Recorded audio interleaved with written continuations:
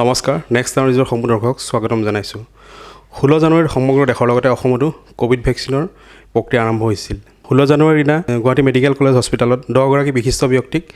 টিকাকৰণৰ যোগেদি এই প্ৰক্ৰিয়াৰ শুভাৰম্ভ কৰা হৈছিল সেই 10 গৰাকী বিশিষ্ট ব্যক্তিৰ ভিতৰত এগৰাকী হৈছে ডক্টৰ সুভাষ খান্না গুৱাহাটীৰ স্বাগত ছুপাৰ স্পেচিয়েলিটি হস্পিটেলৰ CMD তথা বিশিষ্ট চিকিৎসক সকলো তেওঁক নতুনকৈ পৰিচয় কৰি দিয়াৰ প্ৰয়োজন নাই তেওঁ হৈছে ডক্টৰ সুভাষ খান্না আজি আমি কোভিডৰ ভেকচিনৰ লগতে কোভিডৰ প্ৰসংগত কেতবোৰ দিশ সামৰি তাৰ লগত আলোচনা কৰিব বিচাৰিছোঁ প্ৰথমতে আপুনি আমাক এইখিনি সময় দিয়াৰ বাবে ধন্যবাদ জনাইছোঁ ধন্যবাদ thank you Manik thank you next news ধন্যবাদ এটা কথা যে আপুনিতো চিকিৎসা বিজ্ঞানৰ মানুহ আপোনাক এইটো প্ৰশ্ন সোধাৰ সমীচীন নহ'ব তথাপি মই সুধিছোঁ ভেকচিনটোক লৈ বিভিন্ন ধৰণৰ মানুহৰ মাজত শংকা আছিল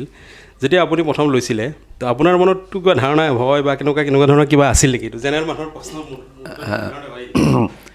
মই ভাইৰলজিষ্ট বা ইমিউন স্পেচিয়েলিষ্ট নহয় মই চাৰ্জন কিন্তু তেনেকুৱা ধৰণৰ আমাৰ নতুন পদ্ধতি দি বহুত ধৰণৰ চিকিৎসা আমাৰ ওলাইছে যোৱা 20 বছৰ 30 বছৰত আমি দেখি আহিছোঁ ভেকচিনেই হওক নতুন চিকিৎসা পদ্ধতিয়ে হওক তেনেকুৱা আমি দেখি আহিছোঁ চ' তেনেকুৱা ধৰণৰ শংকা মুখ হোৱাটোতো প্ৰশ্ন নুঠে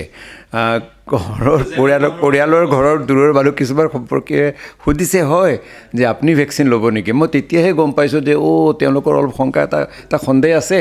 যে কিয় মই লগতে এইটো ভাবিছোঁ যে আমাক কিয় স্পেচিয়েলি ভেকচিন ল'বৰ কাৰণে মতা হৈছে তাৰপিছত যেতিয়া মই খবৰ খাতি কৰিলোঁ গম পালোঁ যে মানুহ কিছুমানৰ বৰ মনৰ ভয় বহুত উৰা বাতৰি হৈ আছে যে চলি আছে যে সাধাৰণ মানুহবোৰে আশ্বস্ত হ'ব যে তেওঁলোকে লৈছে যেতিয়া হয় যদি আমাৰ কলিগছ আমাৰ চাইণ্টিষ্টে মেডিকেল চাইণ্টিষ্টে ৰিচাৰ্চ মানুহে যদি ভেকচিন উলিয়াই আৰু আমিয়ে যদি নলওঁ তেতিয়াতো মানুহে লোৱা প্ৰশ্নই নুঠে চ' সেইখিনি আমি শংকা দূৰ কৰিবৰ কাৰণে আমি আগবাঢ়ি আহিবলগীয়া হ'ল আৰু চৰকাৰেও বিচাৰিছে মন্ত্ৰী ডাঙৰীয়াও বিচাৰিলে যে কৰক ফেজত দিয়া হৈছে ধৰক এতিয়া ফাৰ্ষ্ট ফেজত যিখিনি চিকিৎসাকৰ্মীক দিয়া হৈছে বা চিকিৎসকৰ লগত যিখিনি মানুহখিনি তো এইটো ধৰক এতিয়া এটা হেৰি হৈছে যে ৰিয়েকশ্যন হোৱা বা কোনোবা মানুহ মৃত্যু হোৱা এনেকুৱা ধৰণৰ এটা বাতৰি ওলাইছে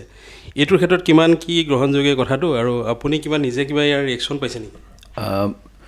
চাওক ভেকচিন এক ধৰণৰ আপোনাৰ বডিত এণ্টিজেন দিয়া হয় এক ধৰণৰ আপোনাৰ হিউমেৰেল ৰেছপন্স ব্লাডৰ এটা ৰেছপন্স বডি ৰেছপন্স হ'বৰ কাৰণে যদি আমাক দিয়াৰ পাছত একোৱেই নহয় তাৰমানে ভেকচিন আমি লোৱাই নাই পানী লৈছোঁ চ' যেতিয়া আমাৰ দিয়া হয় আমি সৰুতে যেতিয়া স্মল পক্স লৈছিলোঁ চিকেন পক্স লৈছিলোঁ বা বেলেগ কোনো সৰু ল'ৰা কেঁচুৱাক আমি ভেকচিন দিওঁ অলপ হ'লেও কেঁচুৱাক জ্বৰ উঠে বা অকণমান কান্দা কাটি কৰি গা বেয়া লাগে চ' ভেকচিন ল'লে মাইল্ড চিমটমছো হ'বই আপোনাৰ মাইল্ড জ্বৰ উঠিব পাৰে গা বিষাবও পাৰে অকণমান মূৰ ঘূৰাবও পাৰে তেনেকুৱা হয় ছিৰিয়াছ তেনেকুৱা ভেকচিন ৰিলেটেড কিবা এটা যে ছিৰিয়াছ কমপ্লিকেশ্যন হ'ব তেনেকুৱা মই ভবা নাই অৱশ্যে as a man of science আমি শুনি আহিছোঁ আমি এতিয়াও শুনি আছোঁ যে কিছুমান জাৰ্মানীতে হওক ৱেষ্টতে হওক ইউৰোপতে হওক কিছুমান ডেথছ হৈছে বা মৃত্যু হৈছে মানুহ চ' সেইবিলাক কাৰণটো ট'টেলি আনৰিলেটেড যদি কাৰোবাক ডেথ হৈছে কোনোবা হাৰ্টৰ পেচেণ্ট আছিলে তেওঁ হাৰ্ট এটেক হৈ গ'ল ভেকচিন লোৱাৰ পাছত সেইটো তাৰ লগত কোনো সম্পৰ্ক নাই মানে অসমত সেনেকৈ এতিয়াও পোৱা যোৱা নাই কিন্তু ৰিয়েকশ্যনৰ কিছুমান হেৰি আহিছে যে মানুহৰ বিভিন্ন ধৰণৰ পাৰ্শ্বক্ৰিয়া হৈছে তেনেকুৱা আপোনালোকে কিবা পাইছে নেকি নাই মই নিজৰো হোৱা নাই আৰু মোৰ পৰিয়ালৰ চবেই ল'লে এতিয়া মইতো 16 জানুৱাৰীত লৈছোঁ মোৰ ডাঙৰ ল'ৰা লণ্ডনত আছে মেনচেষ্টাৰত সেইটো তাৰ আগতে এসপ্তাহ আগতেও লৈছে ফাইজাৰ ভেকচিন আৰু পৰিয়ালৰ মোৰ মিছেছ আৰু মোৰ সৰু ল'ৰা ইণ্টেনচিভিষ্ট ডক্টৰ আয়ুষ্মান এই মেডিকেল কলেজতে লগে লৈছে যিটো দি আছে দুটা ভেকচিন যিটো কোভাক্সিন আৰু কোভিচিল্ড এইটোৰ মানে কেনেকুৱা ধৰণৰ ইয়াৰ গোটেই দুটাৰ হেৰিটোৰ বিষয়ে অকণমান কোভিচিল্ড আৰু কোভেক্সিন দুয়োটাই এছ প্ৰটিনৰ পৰা আমাৰ স্পাইক প্ৰটিনৰ পৰা বনোৱা ভেকচিন বা তাৰে এণ্টিজেন এটা আৰু এই দুয়োটাৰ একে এফিকেচি মই নিজে ভাবোঁ যে আমাৰ কিছুমান মানুহ সন্দেহ এটা হৈ আছে যে কোভিচিল্ড ভেকচিন যিহেতু অক্সফৰ্ডৰ লগত বনোৱা আছে দুয়োটা ভেকচিন ইণ্ডিয়াত পুনেত ইনষ্টিটিউটত তৈয়াৰ কৰা কিন্তু মই ভাবোঁ যে যিহেতু অক্সফৰ্ডৰ লগতে টাই আপ কৰি কৰা হৈছে মানুহ ভাবিছে বেছি এফেক্টিভ হ'ব তেনেকুৱা কোনো কথা নাই আমাৰ মানুহে বিশ্বাস কৰিব লাগে যে কোভেক্সিনো ভাল হ'ব খালি কোভেক্সিনটো অলপ আৰ্লি ওলাবলগীয়া হ'ল ইমান কোটি পপুলেশ্যন একেদিনে ফাইজাৰৰ ভেকচিন বিচাৰিলেতো এজনেও নাপাব একেদিনে আমি কোভিশ্বিল্ড ইমানখিনি প্ৰকিউৰ কৰিব নোৱাৰোঁ চবকে দিব নোৱাৰোঁ চৰকাৰে দিব নোৱাৰে হিউমেনলি পচিবল নহয় যদি চ' সেইকাৰণে অলপ আৰ্লি ইণ্ডিয়াই নিজৰ আমাৰ দেশে নিজৰ প্ৰডাক্ট এটা কোভেক্সিন আনিছে ইকুৱেলি ইফেক্টিভ হ'ব যেতিয়া আমি মেলেৰিয়া মেডিচিন গোটেই পৃথিৱীক দিব পাৰোঁ আমি যেতিয়া পলিঅ' ভেকচিন দিব পাৰোঁ আমি এক্সপৰ্ট কৰি আছোঁ চ' আমাৰ নিজৰ ভেকচিন ডেফিনেটলি ভাল হ'ব আৰু এতিয়াও বিদেশত আমাৰ ভূটানে হওক নেপালে হওক নেবাৰিং যিমান কাণ্ট্ৰি আছে বাংলাদেশে হওক আমি চবকে ছাপ্লাই কৰিব চৰকাৰ ৰেডি হৈছে আৰু গভৰ্ণমেণ্টে দিও আছে ফেজ ৱাইজ দিছে এতিয়া ফাৰ্ষ্ট ফেজ চলি আছে ছেকেণ্ড ফেজ থাৰ্ড ফেজ এনেকৈ জেনেৰেল পাব্লিকৰ ওচৰত এই বস্তুটো কেতিয়া গৈ পাব যদি আমি হিচাপ কৰিব যাওঁ তেতিয়াতো বহুত দিন লাগিব কিয়নো প্ৰথম ফেজত আমি 2,90,000 আমাৰ চিকিৎসক আৰু স্বাস্থ্যকৰ্মী আছে তেওঁলোককে দিওঁতে 3-4 মাহ লাগিব চ' তাৰ মাজতে যেতিয়া আৰু মানুহখিনি ট্ৰেইন আপ হৈ যাব এতিয়া পুনা ইনষ্টিটিউটে কৈছে এক্সকিউজ মি আমি যিমান পাৰোঁ ইমান প্ৰডাকশ্যন কৰিব পাৰোঁ পুনেৰ পৰা জনাইছে ছেৰাম ইনষ্টিটিউটে চ' তেওঁলোকে প্ৰডাকশ্যন বঢ়াব পাৰে ইন দ্য মেইন টাইম আমাৰ পদ্ধতিত কি হয় প্ৰডাকশ্যনৰ লগতে ষ্টাফ পাৱাৰ ষ্টাফৰ ইমানখিনি মানুহক ভেকচিনেট কৰিবৰ কাৰণে ট্ৰেইনিং আৰু মেন পাৱাৰ লাগে এতিয়া যেতিয়া প্ৰত্যেকৰ দায়িত্ব দিয়া হৈছে আমাৰ নিজৰ স্বাগত হস্পিটেলত সোমবাৰে গোটেই 300 ষ্টাফক ভেকচিন দিয়া হ'ব চ' তেনেকুৱা যেতিয়া আমি দায়িত্বখিনি ৰেছপনচিবিলিটি যেতিয়া ডিভাইড কৰি দিছোঁ প্ৰত্যেক হস্পিটেলৰ প্ৰত্যেক অৰ্গেনাইজেশ্যনক নিজে নিজে ৰেছপনচিবিলিটি লৈ ল'ব তাহাঁতক এজন দুজন ষ্টাফে ট্ৰেইনিং লৈ ল'ব তেতিয়া বস্তুটো সহজ হৈ পৰিব কিন্তু মই ভাবোঁ এই 2 ড'জ ভেকচিনটো এতিয়াও অলপমান পাবলৈ টাইম লাগিব মানে পাবলৈ নহয় দিবলৈ টাইম লাগিব সেইকাৰণে কিবা তাৰ নতুন ওলাব এইটো গভৰ্ণমেণ্টৰ এতিয়া হাতত আছে গোটেই বস্তুটো এইটো অ'পেন বজাৰ নোহোৱালৈকেতো সাধাৰণ পাব্লিকে পোৱাত অলপ টাইম লাগিব এইটো মানে জেনেৰেল হ'বনে বা এনেকৈ গভৰ্ণমেণ্টৰ নিয়ন্ত্ৰণত থাকিব নেকি এতিয়ালৈ গভৰ্ণমেণ্টৰ নিয়ন্ত্ৰণে থাকিব কিন্তু মই অলমষ্ট চিয়'ৰ মই নিশ্চিত যে এইটো প্ৰাইভেটত আহি যাব প্ৰাইভেটত অলপ দাম বেছি হ'ব পাৰে 2,000 3,000 1,500 তাৰ তলতো নহ'ব বুলি মই শুনিছোঁ কিন্তু আহিব যদি প্ৰডাকশ্যন বহুত বেছি হৈ যায় আৰু চৰকাৰে ইমানখিনি নোৱাৰে অসম চৰকাৰেও কৈছে যে আমাৰ আৰোগ্য নিধি আমাৰ 120-30 কোটি টকা আছে তাৰ পৰা আমি কিছুমান ভেকচিনৰ কাৰণে আমি খৰচ কৰিম সেই হিচাপে পইচাখিনি ৰখা হৈছিলে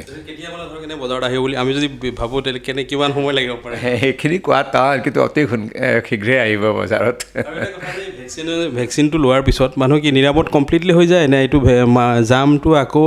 হ'ব পাৰে নহ'ব পাৰে এই ধৰণৰ কনফিউজন মানুহৰ মাজত আছে ভেকচিন লোৱাৰ পিছত ধৰক মই ভেকচিন ল'লোঁ বুলি পুৰা সম্পূৰ্ণ নিৰামত বুলি ভাবিব পাৰিমনে নিজকে মই এতিয়া যদি ভেকচিন লৈছোঁ লোৱা দিনে মোৰ ইমিউনিটি বা মই নিৰাপদ হৈ নাযাওঁ মোৰ 2 সপ্তাহ 3 সপ্তাহ লাগিব প্ৰথম অলপ ইমিউনিটি ডেভেলপ কৰিবৰ কাৰণে আজি যদি মোৰ 20 দিনমান হৈছে বা 15 দিন হৈছে লোৱা তাৰ পাছত ছেকেণ্ড ভেকচিনটো ড'জ লোৱা হ'ব 28 দিনত ছেকেণ্ড ভেকচিনে মোক যিখিনি ইমিউনিটি হয় ইমিউনিটি 60-70% ডেভেলপ হৈ যাব মোৰ 28 দিনত যদি মই এজন মানুহে যদি লয় তাৰপাছত ছেকেণ্ড ভেকচিন লোৱাৰ পাছত তেওঁ 93-95% 90-95% ডিফাৰেণ্ট দিয়া হৈছে ৰিপৰ্টছ ওলাইছে সেইখিনি তেওঁ নিৰাপত্তা হৈ যাব এবছৰলৈ এতিয়ালৈ যিহেতু এই ভেকচিন বহুত ফাষ্ট ডেভেলপ কৰি ওলোৱা হৈছে আমি লং টাৰ্ম আমি 5 বছৰ কাৰণে এইটো ভেকচিনে আমাৰ নিৰাপত্তা দিব নে নাই আমি ক'ব পৰা হোৱা নাই চ' এবছৰ কাৰণতে ছেফ হ'ব এবছৰ পিছত তেওঁ আকৌ এটা বুষ্টাৰ ল'ব লাগিব যেনেকৈ মই 28 দিনত লৈছোঁ আৰু এটা কথা আছে ইয়াত যদি 28 দিনৰ ড'জটো মিছ কৰি যাওঁ আমাৰ 5 দিন 7 দিন 10 দিন মই নকওঁ যে আপোনালোকে মিছ কৰক কিন্তু যদি মিছ কৰি যায় 50 পৰা 58 দিনলৈ তেওঁ ভেকচিন ল'লে তেওঁ ছেকেণ্ড ড'জ যিটো বুষ্টাৰ ড'জৰ তেওঁ বেনিফিটটো পাব চ' মই ক'ব খুজিছোঁ 90-95% তেওঁ ছেফ হ'ব যদি কোনোবা এজনে লোৱাৰ পাছতো ইনফেকশ্যন ডেভেলপ কৰে তেওঁ ইনফেকশ্যন কেতিয়াও ছিৰিয়াছ নহয় ষ্টাডিয়ে কৈছে যে যদি ইনফেকশ্যন হয় আপুনি হস্পিটেলত ভৰ্তি হ'ব লাগে নহ'ব তাৰমানে তেওঁ ইমান ছিৰিয়াছ বেমাৰ নহয় ভেকচিন লোৱাৰ পাছত এবছৰে থাকিব তাৰ পাছত থাকিব পাৰে কিন্তু আমি এতিয়া কমেণ্ট কৰিব পৰা হোৱা নাই যে এবছৰৰ পিছত থাকিব নে কিমানখিনি এফেক্টিভ হ'ব এতিয়া ধৰক এটা কথাখিনি আহিছে যে কৰোণাৰ প্ৰভাৱটো আছে এতিয়াও কমপ্লিটলি হোৱা নাই ভেকচিনেশ্যন কমপ্লিট হোৱা নাই ধৰক আগত যিটো পৰিৱেশ আছিলে কৰোণা কোৱাৰ লগে লগে এটা আতংকময় পৰিৱেশ আছিলে চৰকাৰী বহুত ৰুল ৰেগুলেশ্যন আছিলে এতিয়া সেই ৰুল ৰেগুলেশ্যনো নাই, সেই আতংকৰ পৰিৱেশো নাই। কৰোণা কিন্তু আছে, কিন্তু সেই আগৰ পৰিৱেশৰ দৰে কৰোণাৰ হেৰিটো ৱাইড ৰেঞ্জটো নাই। চ' কি কৰোণাটোৰ সেই প্ৰভাৱটো ক'ভিড-19 সেই যিটো ষ্ট্ৰংনেছটো কি কমি আহিছে নে কি, ইয়াৰ কেৰেক্টাৰটো চেঞ্জ হৈছে নে কি? কৰোণা কেৰেক্টাৰ চেঞ্জ হোৱা বুলি ক'ব নোৱাৰোঁ। কেতিয়াবা বেছিভাগ বেমাৰ, কিছুমান বেমাৰ আছে ছেল্ফ লিমিটিং হৈ নিজৰ ডেথত মৰি থাকে। চ' কৰোণা জাৰ্মছো নিশ্চয় এটা পিৰিয়ড আছে, তেওঁলোকৰ লাইফ আছে, তেনেকুৱা কমি আহিছে। তাৰ উপৰিয়ে আমাৰ সমাজৰ, আমাৰ ছ'চাইটি বা মানুহখিনি নিজেও এটা ইমিউনিটি ডেভেলপ কৰে। আমি এইটো ভাবা ভুল যে যাৰ কৰোণা হৈছিলে, যিগৰাকী মানুহ বা মাইকী মানুহ ক'ভিড হৈছিলে, তেওঁলোকে এতিয়া ছেফ, এণ্টিবডি আছে, বাকী নহয়। বহুত মানুহ এনেকুৱা আছে তাহাঁতৰ কৰোণা হৈছে, মাইল্ড চিমটমছ হৈছে, তেওঁলোকে টেষ্ট কৰা নাই, গম পোৱা নাই, কিন্তু হৈছে। চ' বাই দিছ টাইম যেতিয়া ইমানখিনি কৰোণা হৈ গৈছে, চাৰিওপিনে সমাজত 50-60, 100 ভিতৰত 50-60 জনক নিশ্চয় অলৰেডি এণ্টিবডি ফৰ্ম হৈ গৈছে, যিটো আমি হাৰ্ড ইমিউনিটি বুলি কওঁ, ইন জেনেৰেল ইমিউনিটি, মানুহ ইমিউন হৈ যায়। যেনেকৈ আমি ঠাণ্ডাত থাকি প্ৰথমবাৰ গ'লে জ্বৰ উঠিব, পিছত আমি ঠাণ্ডা থাকিব এডাপ্ট হৈ যাওঁ। গৰম থাকিলে গৰমত, ঠাণ্ডা থকা মানুহ গৰমত থাকিব নোৱাৰে। তেনেকুৱা হয়, মানুহ যেতিয়া এইটো এনভাইৰমেণ্টত থাকে, তেওঁলোকৰ নিজে অলপ মাইল্ড এক্সপ'জাৰ হৈ ইমিউনিটি আহি যায়। চ' এটা মাহত ইমিউনিটি আহি গৈছে। 2 নম্বৰ কথা হ'ল, য়েছ, ইমিউনিটি আহি গ'লেও আমাৰ ভয় আছে। যদি আৰু ছেকেণ্ড ভিৰুলেণ্ট এটেক হয়, ছেকেণ্ড ৱেভ আহে, আকৌ ইনফেকশ্যন হ'ব পাৰে, আৰু মানুহ বেছি মৃত্যু হ'ব পাৰে। সেইকাৰণে ভেকচিন লোৱাটো দৰকাৰী।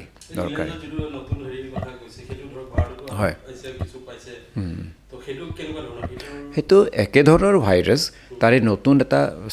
মিউটেশ্যন হৈ নতুন এটা ষ্ট্ৰেইন আছে, ষ্ট্ৰং আছে, বেছি ডেথ হ'ব পাৰে। গোটেই হাস্পতাল এটা ভৰ্তি। ইংলেণ্ড গোটেই লকডাউনত আছে। 15 ফেব্ৰুৱাৰীত প্ৰাইম মিনিষ্টাৰে জনাবহে যে নেক্সট কি কৰা হ'ব। চ' সেইটো বেছি ভিৰুলেণ্ট, কিন্তু তাৰ চিমটমছ আকৌ বেলেগ ধৰণৰ। তেওঁলোকৰ গা বিষ বা কাহ নহয়, এক্সট্ৰিম উইকনেছ, খুব বেছি দুৰ্বল, আৰু খুব বেছি কাহ, মানে অলপ বেলেগ ধৰণৰ চিমটম, বৰ বেছি জ্বৰ নহয়। আকৌ হয়, এটা ভয় কথা আছে। সেইকাৰণে ভেকচিন লৈ থোৱাটো ভাল। ইন দ্য মিন টাইম যদি আমি নহয়, যদি তাত ছেকেণ্ড ষ্ট্ৰেইন আহিছে, তাৰমানে তাৰ এগেইনষ্টো নিশ্চয় ভেকচিনটো ডেভেলপ হৈছে। ভেকচিন আমি কোভেক্সিন বা কোভিশ্বিল্ড বা ফাইজাৰ বা স্পুটনিক, এইবিলাক ভেকচিনে শুনিছোঁ, কিন্তু ইনফেক্ট এতিয়া 40 বা 50 ধৰণৰ ভেকচিনৰ ওপৰত কাম চলি আছে। চ' তাহাঁতৰ ইন দ্য মেইন টাইম নিশ্চয় ৰিচাৰ্চ চাইণ্টিষ্ট আৰু ভাইৰলজিষ্টে নতুন ভেকচিনৰ, সেই নতুন ভাইৰাছৰ এগেইনষ্ট ভেকচিন বনাব আৰম্ভ কৰি দিছে। আৰম্ভণিৰ পৰা যুঁজি আহিছে কৰোণাৰ এগেইনষ্টত। আপোনালোকৰ হস্পিটেলত ট্ৰিটমেণ্ট চলি আছে, এতিয়াও বৰ্তমান চলি আছে ক'ভিডৰ? এতিয়া ক'ভিডৰ ট্ৰিটমেণ্ট চলি থকা নাই। খালি এটা ক'ব লাগে, আমি আমাৰ শান্তিপুৰ হস্পিটেলটো ক'ভিড হস্পিটেল কৰি পেলাইছিলোঁ। আমি গোটেই হস্পিটেল ক'ভিড কৰিব নোৱাৰোঁ, আমি আনকনজেষ্টেড কৰিব নোৱাৰোঁ। আমাৰ 40খন বিচনা আছিলে, আমি 10খন বিচনা ক'ভিড কৰি, বাকী আমাৰ ষ্টাফ কোৱাৰ্টাৰ, ষ্টাফ থ'বৰ কাৰণে কৰিবলগীয়া হ'ল, ৰাউণ্ড দ্য ক্লক ট্ৰিটমেণ্ট দিবলগীয়া হ'ল। এতিয়া এট প্ৰেজেণ্ট ক'ভিড একেবাৰে কমি আহিছে। আমি ক'ভিড পেচেণ্টৰ ট্ৰিটমেণ্ট কৰিবলগীয়া হোৱা নাই। যদি ক'ভিড কোনোবা আহি অপাৰেশ্যন কৰি যায়, মই আজিও মই PPE পিন্ধি অপাৰেশ্যন কৰিছোঁ। চাগে মই নেক্সট ছেকেণ্ড ড'জ ভাবিছোঁ 1 ফেব্ৰুৱাৰীৰ পৰা, নহ'লে 2 নম্বৰ ড'জ লোৱাৰ পিছৰ পৰা মই চাগে PPE পিন্ধিবলগীয়া নহ'ব। আমি এতিয়া প্ৰটেকশ্যন লৈ আছোঁ। কোনোবা যদি এক্সিডেণ্টলি ক'ভিড পেচেণ্ট আহিও আছে, কিছুমান আমি গম নাপাওঁ, বাঢ়ি যায়। এতিয়াও মই 2 বা 3 বাৰেই ইণ্টাৰভিউত কৈছোঁ, কষ্ট অফ ট্ৰিটমেণ্ট, আমাৰ খৰচ, অপাৰেশ্যনৰ খৰচেই হওক, বেলেগ খৰচেই হওক, অলপ বাঢ়ি গৈছে ক'ভিড হোৱাৰ পাছত। অলপ আমি কমাব লাগিব, আমি চিন্তা কৰি আছোঁ। আপোনাক আমি এজন ডক্টৰ হিচাপে সুধিলোঁ আৰু যে ক'ভিডৰ যিটো চিটুৱেশ্যন বা ভেকচিন আহিছে, তো এনে জেনেৰেল পাব্লিকক আপুনি এতিয়া কি ক'ব? এতিয়া মানুহবোৰ বহুত এৱাৰ হৈ থকা নাই, গোটেই আপুনি এটা মেছেজ কি বুলি? মই ক'ব বিচাৰিম যে ক'ভিড ভেকচিন আমাৰ ইণ্ডিয়া যিটো ডেভেলপ কৰিছে, Covaxin, at present preliminary trials যিখিনি আছে ছেফ। ফেজ 3 ট্ৰায়েলৰ কথা ওলাইছে। যোৱা পৰহি দিনা লেঞ্চেটত বহুত ধুনীয়া আৰ্টিকেল ওলাইছে। আমি ফেজ 3 ট্ৰায়েলত আমি 30-40 হাজাৰ মানুহ আমি ট্ৰাই কৰিব বিচাৰোঁ। 10,000ৰ তলত যিখিনি মানুহ ট্ৰায়েল কৰা হৈছে, ছেফ পোৱা গৈছে। আপোনালোকৰ যদি ভেকচিন লৈ কিবা লাভ নহয় বুলি ভাবে, তেতিয়াও ল'ব। এটলিষ্ট ভেকচিনে লোকচান নকৰে। ভেকচিনে ডেফিনেটলি আপোনালোকৰ বেনিফিট দিব মই কৈছোঁ যদি অহা সপ্তাহত এটা দুটা আপোনাৰ ঘৰৰ পাৰাতে বা আপোনাৰ ৰিজনতে আপোনাৰ ডিষ্ট্ৰিক্টতে ক'ভিড পেচেণ্ট ওলাব আৰম্ভ কৰে আপোনালোকে কিয় থিয় হ'ব লাগিব ক'ভিড ভেকচিন বিচাৰি নাপাব তাতকৈ বেটাৰ হ'ব আপুনি এতিয়াই লৈ লওক যদি আপোনালোকে নলয় যদি কোনোবাই নলয় তেওঁ মোক বা আপোনাক বেনিফিট কৰিব তেওঁ ভেকচিনটো আমিহে ল'ম বেলেগেহে ল'ব চ' প্লিজ টেক আপোনালোকে ভেকচিন ল'ব আপোনাৰ নিশ্চয় এইটো দি প্ৰটেকশ্যন হ'ব ভেকচিনৰ বিষয়ে আৰু মোক ক'বলগীয়া নাই সৰুৰ পৰা ভেকচিন আমি লৈহে আহিছোঁ এইখিনিত ধৰ এটা সুধো এই ভেকচিনটো চবেই ল'ব পাৰিবনে কিবা হেৰি আছে ভেকচিন এতিয়া যিহেতু ভেকচিন এটা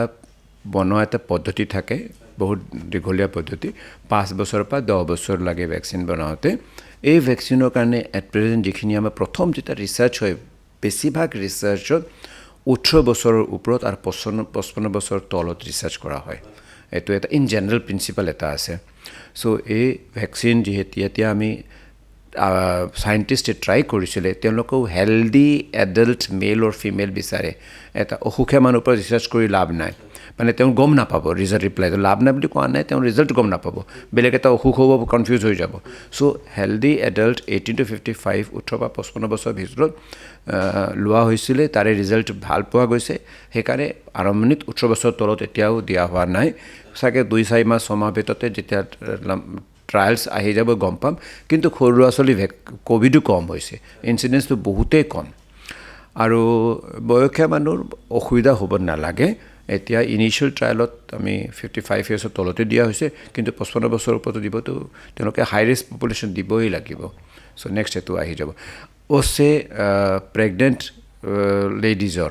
অলপমান প্ৰব্লেম হ'ব যদি এতিয়া এট প্ৰেজেণ্ট কোনো ষ্ট্ৰং ৰিকমেণ্ডেশ্যন নহয় চ' ইণ্ডিয়াই হওক ইউৰোপ হওক ইংলেণ্ড হওক প্ৰেগনেঞ্চিত এতিয়া ভেকচিন দিয়া নহয় আৰু ইণ্ডিকেশ্যন নহয় এতিয়া এটা ৰিকমেণ্ডেশ্যন থাকে যিটো ডিৰেক্টৰ জেনেৰেল অফ গাইডলাইনছ থাকে আমাৰ চেণ্ট্ৰেল গভৰ্ণমেণ্টৰ সেইমতে এতিয়া প্ৰেগনেণ্ট লেডিজ হোৱা নাই যদি কাৰোবাক আগতে ক'ভিড হৈ গৈছে তেওঁ অলৰেডি এণ্টিবডি ফৰ্ম আছে তেখেতে ভেকচিন লৈ এতিয়া বেনিফিট নাপাব তেওঁ অলৰেডি ইমিউনিটি আছে সেই ইমিউনিটিৰ লগতে ক্লাছ হ'ব চ' তেখেতেও ইমিডিয়েটলি ফাৰ্ষ্ট ল'ব নালাগে তেখেতে 2-4 মাহ 6 মাহ পিছতো দৰকাৰ হ'লে ল'ব পাৰিব চ' এইখিনি মোক ক'বলগীয়া আছে ধন্যবাদ আপুনি ইমান ব্যস্ততাৰ মাজত এইখিনি আমাক সময় দিলে দৰ্শক আজিলৈ ইমানটা সামৰিছোঁ চাই থাকিব নেক্সট ষ্টাৰ নিউজ